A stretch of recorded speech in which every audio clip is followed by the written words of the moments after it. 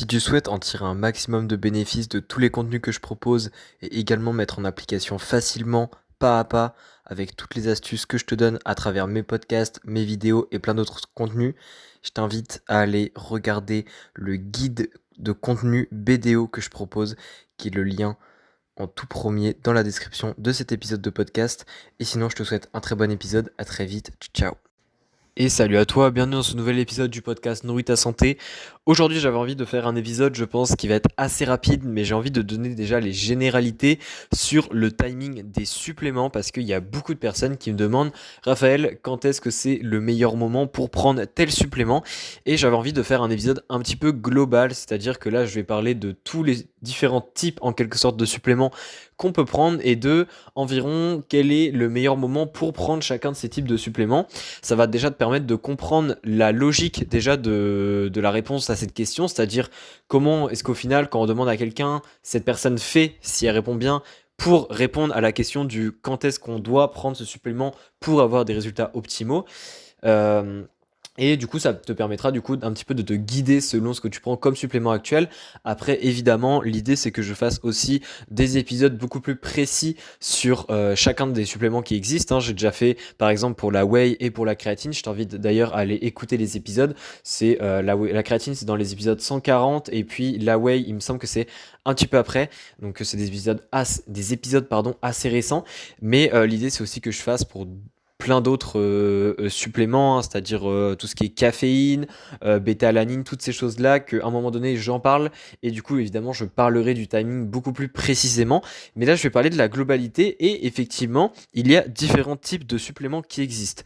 Qu'est-ce que je veux dire par là? Alors c'est pas des catégories officielles, mais c'est plutôt moi qui ai décidé de créer ces catégories-là pour justement que la compréhension de cet épisode de podcast soit plus simple, et on pourrait dire qu'il y a trois catégories de suppléments au niveau de la performance sportive, hein. Là, je parle plutôt des suppléments qu'on utilise dans le sport.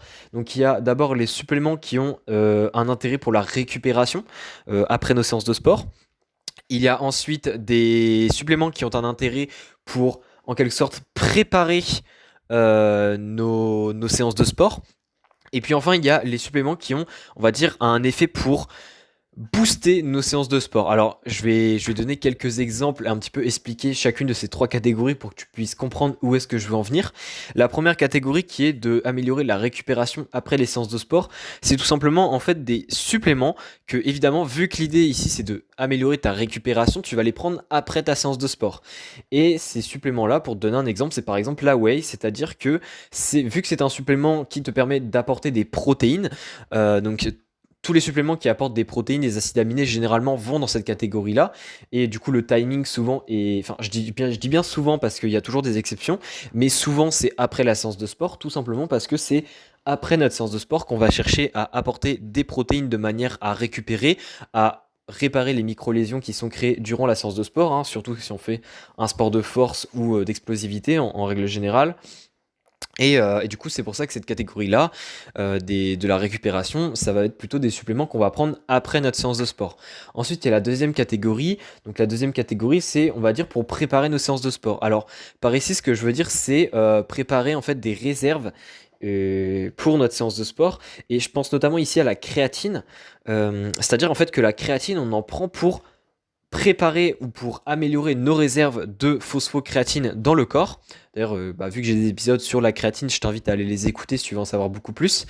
Et en améliorant en fait nos taux de phosphocréatine, ça va nous permettre d'améliorer évidemment l'efficacité durant nos séances grâce à un meilleur taux de créatine et donc à de meilleures performances dans les sports de force.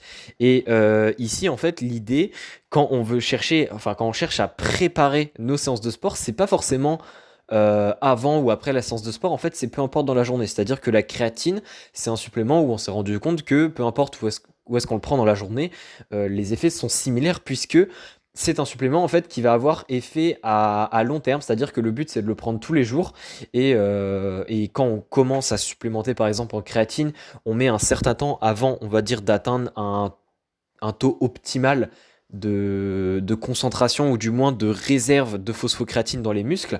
Et du coup, ça fait que c'est juste une histoire de fréquence en fait au niveau de ces suppléments-là. C'est-à-dire que le but c'est de les prendre tous les jours pour qu'ils continuent à être efficaces. Mais peu importe si on prend avant, après la séance, très éloigné de la séance ou quoi, ça n'a pas d'impact. Donc ça, c'était vraiment la deuxième catégorie.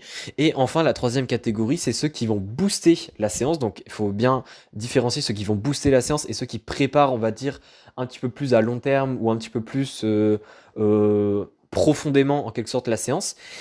Ici, quand on parle de booster, je pense beaucoup à la caféine. Alors j'ai fait un épisode sur la caféine, de pourquoi est-ce que ça améliore les performances, mais je pense que je ferai des épisodes peut-être un petit peu plus précis sur la caféine, ça reste à voir. Mais la caféine, ici, vu qu'on cherche à booster la séance, c'est vraiment un supplément.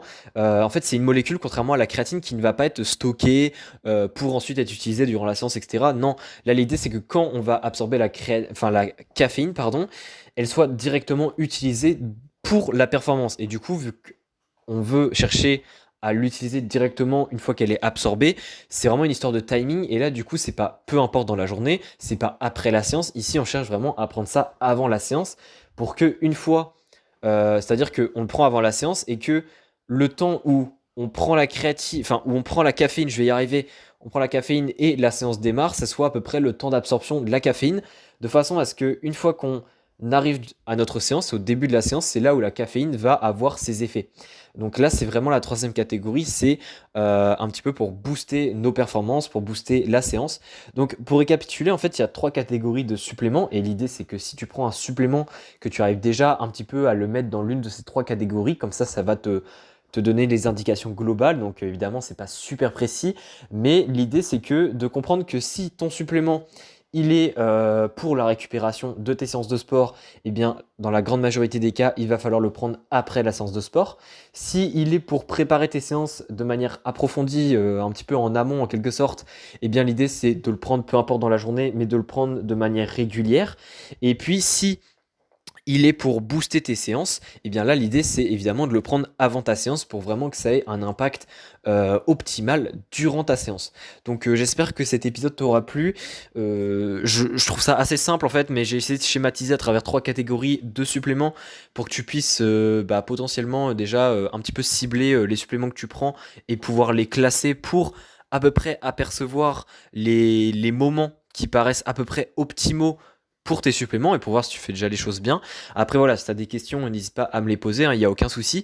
Et puis de toute façon, il ne faut pas s'inquiéter, je parlerai bien plus précisément de pas mal de suppléments dans les épisodes à venir. C'est surtout une histoire de temps, une histoire aussi de recherche, parce qu'il y en a certains où je sais pas encore tout, évidemment. Mais en tout cas, ça va venir à un moment donné. Donc n'hésite pas en tout cas à laisser une note sur l'épisode de podcast si ça t'a plu. Et on se dit à très très vite. Allez, ciao.